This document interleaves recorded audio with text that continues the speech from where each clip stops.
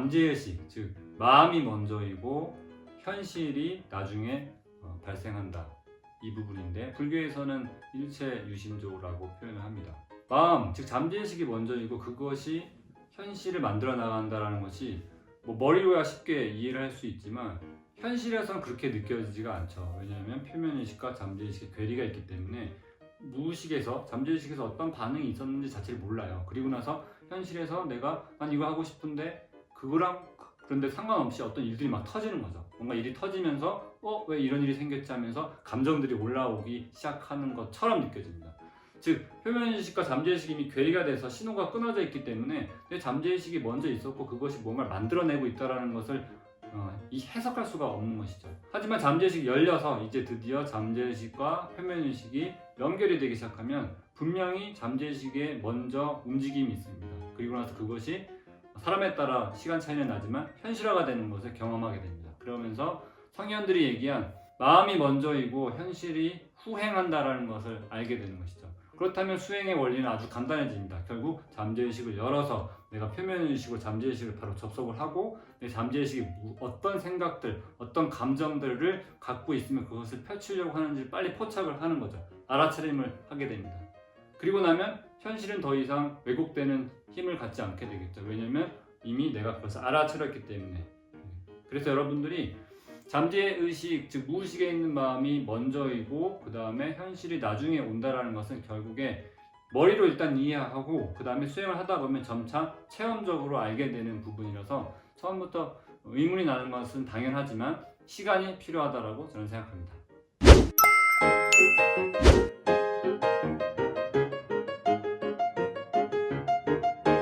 수행을 하러 올 때 그 가족들에 의해서 특히 어머니 아버지의 강압에 의해서 떠밀려서 수행을 하시는 분들이 종종 있습니다. 그런데 그렇게 수행을 하는 것은 아무런 의미가 없습니다. 왜냐하면 마음 공부라는 것은 기본 시작은 고통을 정확하게 인지한 시점에서 마음 공부, 즉 수행이 시작되는 거기 때문에 누군가 등 떠밀려서 나를 수행하게 강요할 경우에 여러분들은 깊이 자신의 인생에 대해서 사유를 봐야 됩니다. 내가 정말 괴로운가, 마음이 정말 괴롭다면 이것을 해결하기 위해서 우리의 앞서 성현들이 어떤 말을 제시했고 그것을 어떻게 실천해서 해결했는가를 관심을 가져가는 과정이 자연스럽게 이루어지겠죠. 그런데 내가 살만해, 그리고 아직 행복해, 그러면은 괴롭지 않으니까 굳이 그 문제를 해결하기 위한 다음 의식 과정은 이루어질 수가 없습니다. 그래서 여러분들이 성인의 경우에 한해서 정말로 내가 수행이 필요한가, 더 정확하게는 내가 정말로 마음이 괴로운가를 먼저 충분히 사유하고 그런 다음에 자발적으로 마음 공부를 시작하셨으면 좋겠고, 그렇지 않은 상태에서 수행을 시작하면 100% 나로 하여금 수행을 강요한 그 사람을 미워하게 되어 있습니다. 왜냐하면 처음에 마음 공부를 할 때 즐거움에 대해서 의식을 집중하는 게 아니라 우리의 삶을 왜곡시킨 문제가 되는 그 괴로움에 대해서 의식을 집중하기 때문에 왜 괴롭지도 않은 나를 더 괴롭게 만들어 라고 오해를 하게 됩니다. 여러분들이 마음 공부를 할 때는 내가 나의 삶에 대해서 충분히 사유를 했는가, 그것을 전제로 시작했으면 좋겠습니다.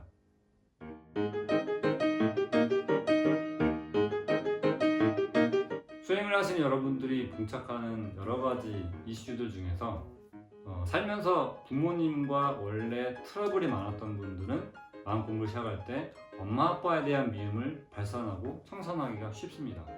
그런데 그런 분들은 사실 그래서 특별히 조언을 더 보탤 것이 없어요. 그러다 보면 그 마음을 청산하고 나면 감사의 마음도 당연히 느끼게 되니까. 그런데 자신의 삶, 현 당대에서 엄마 아빠가 거의 잘못한 게 없어, 정말 젠틀하게 잘 대해줬어, 이러면 분노, 미움을 발산할 수가 없어요. 예를 들면 저는 이제 아버지 돌아가시고 어머니가 저를 케어를 잘 해주셔서 사회적으로 큰 문제 없이 이제 성장을 이제 했는데 엄마에 대한 미움을 청산해야 된다? 이거 답이 안 나오는 거죠. 왜냐하면 마음 공부의 시작은 아버지와의 관계에서 형성된 마음 청산, 어머니와의 관계에서 형성된 마음 청산, 이게 두 개의 큰 축입니다. 그런데 이것을 우리가 좀 더 보편적으로 해석을 하면은 이 부분에 대한 수수께끼가 풀리게 됩니다. 아버지는 남자 대표이고 엄마는 여자 대표인 것입니다. 그래서 내 안에 있는 남성성, 여성성과 관련된 관념을 청산하는데 그것을 구체적인 사실관계를 가지고 접근을 해야 그 마음들을 올릴 수가 있기 때문에 아버지와 관련된 기억들을 떠올리고 미움을 발산하고 어머니와 관련된 어떤 미움을 발산하고 이렇게 진행을 합니다. 그래서 만약 나의 시대에 나의 부모님과 충돌이 없었다 그러면은 나의 부모님이 나의 윗대 조상 그 할아버지들 할머니들과 어떤 관계였는지를 파악할 필요가 있습니다.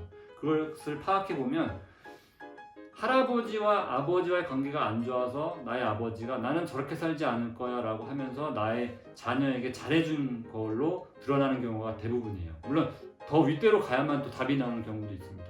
그래서 윗대로 한 칸 가서 이제 접근을 시작하는 거죠.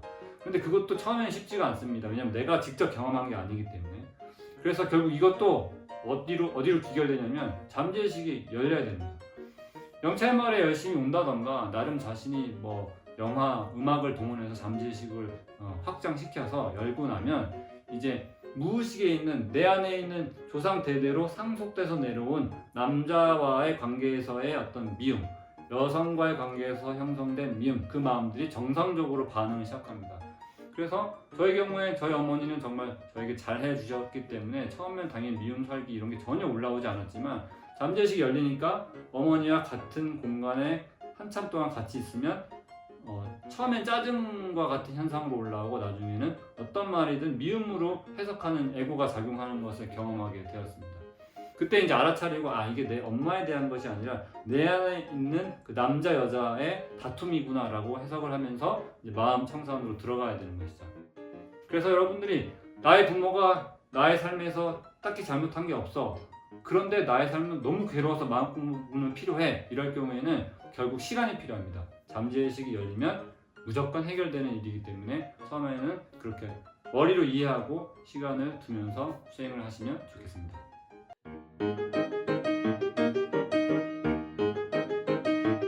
두려움 청산에 대한 것을 여러분들이 경험하면서 이런 것을 알게 됩니다.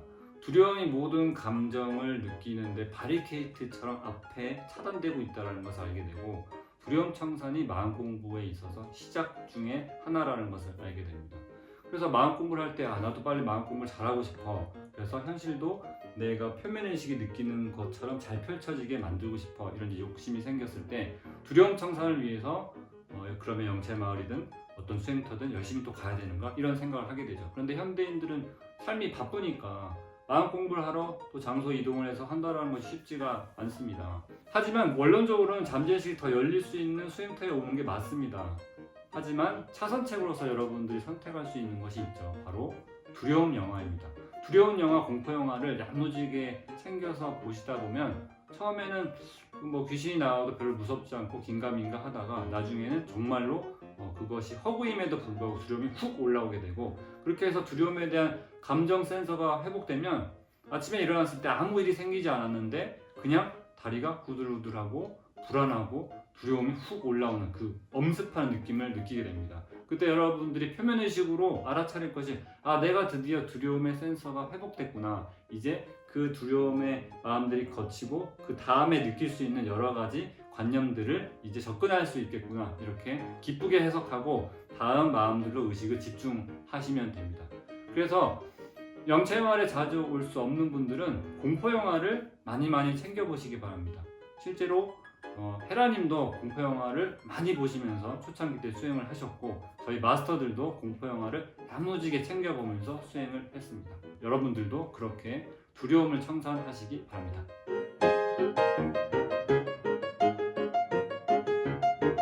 우리가 수행을 하다 보면 괴로움을 느끼는 것을 제일 처음 경험하게 됩니다. 그래서 수행을 해서 내가 행복해지려고 시작을 했는데 왜 행복하지 않고 괴롭지? 라고 일시적인 과도기를 경험하게 되는데, 시간을 두면서 가만히 관찰을 해보면 우리가 괴로움을 느끼는 강도와 행복을 느끼는 강도가 같이 성장하고 있는 것을 느낍니다. 그리고 또 한 가지 다행스러운 것은 괴로움을 감당해낼 수 있는 그 힘이 생깁니다. 내성이 생기는 거죠. 그러면서 점차 잠재의식의 그 우리를 꽉 제압하고 있었던 관념이 좀 축소가 되면서 어떤 걸 경험하게 되냐면, 내가 희로애락이란 여러 가지 감정들을 이제 하나씩 즐기면서 다이나믹하게 사는 인생으로 바뀌었다라는 걸 체험하게 됩니다. 그 전에 이제 과도기가 필요한 거죠. 그래서 다양한 감정을 느끼게 되면서 문득 아무 일이 없을 때 삶이 너무 지루하고 차라리 관념, 즉 감정을 여러 가지 느껴가면서 사는 게 훨씬 재밌다라는 경험을 하게 됩니다. 그러면서 수행하는 것에 대한 재미를 느끼게 되는 거죠. 그래서 지금 당장 수행을 할 때 괴롭다 그러면은 다시 한번 자신의 삶을 객관적으로 볼 필요가 있어요. 내가 과거에 비해서 행복을 느끼는 행복 지수도 같이 높아지지 않았는가? 아니 그렇다라는 것이 확인된다면 고통과 괴로움은 옳고 그름이 문제가 아니라 단지 에너지가 다양화된 여러 가지 한 부분들일 뿐이라는 거죠. 그래서 괴로움도 즐겁게 느끼고, 물론 여기서 즐거움은 좀 더 상위 개념이죠. 즐거움도 기꺼이 받아들이고, 그러면서 괴로움과 즐거움과 미움, 사랑, 분노 이런 것들을 삶의 어떤 그 양념들처럼 느낄 수 있는 그런 관점을 서서히 체득하게 됩니다. 그래서 여러분들이 초창기 때 수행을 할 때 나는 행복하기 위해서 수행을 해 라고 시작하는 것이 맞아요. 대부분 그렇게 시작하는데 조금 더 하다 보면 행복하기 위해서라는 목표 의식도 내려놓아야 됩니다. 그것을 내려놓을 때 비로소 우리가 여러 가지 마음들을 다양하게 즐기면서 살아가는 그런 멋진 삶이 펼쳐질 수 있습니다.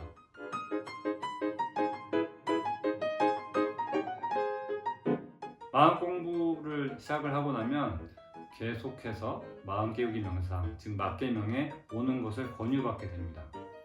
왜 그러냐면 마음 공부의 가장 핵심은 잠재의식이 열리는 것입니다. 그런데 잠재의식을 혼자서 활짝 연다는 것은 사실상 불가능합니다. 세 가지 요소가 필요한데 스승의 도움, 그리고 마음을 청산한 그 파동, 도량의 힘, 이제 수행터를 도량이라고 표현하죠. 그리고 도반들, 이렇게 세 가지 요소가 필요합니다. 그런데 마음 공부를 할 때 잠재의식을 여는 것이 첫 번째 단계인데 혼자서 집에서 잠재의식을 연다? 그렇다면 이미 혼자서 집에서 다 대각을 했겠죠. 실제로 그것이 불가능하기 때문에 우리가 불교인의 경우에 계속 절에 가서 스님 얘기 듣고 또 절도 하고 이렇게 하는 것처럼 마음 공부를 하는 그 수행터에 자주 와서 잠재의식이 많이 열려있는 사람들의 파동의 도움을 받으면서 수행을 이어가는 것이 첫 번째 조건입니다.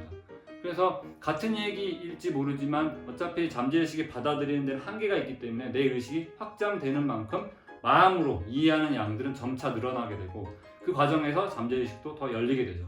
그리고 헤라 엄마와 같은 큰 스승이 있는 도량에 왔을 때, 수행터에 왔을 때 잠재의식은 더 활짝 열리게 됩니다. 왜냐하면 마음이 그 자비의 파동으로 딱딱하게 굳었던 게 녹으면서 점차 말랑말랑해지고 여러 가지 감정도 다시 느낄 수 있고 잠재의식이 열리게 되는 것이죠. 그래서 여러분들이 마음 공부를 열심히 해서 결국에는 마음에 억압됐던 것들을 다 해결하고 여러 가지 감정을 느끼고 멋진 삶을 살고 싶다면 영채마을이든 어디든 잠재의식이 활짝 열게 도와줄 수 있는 곳으로 자주 오셔야 됩니다.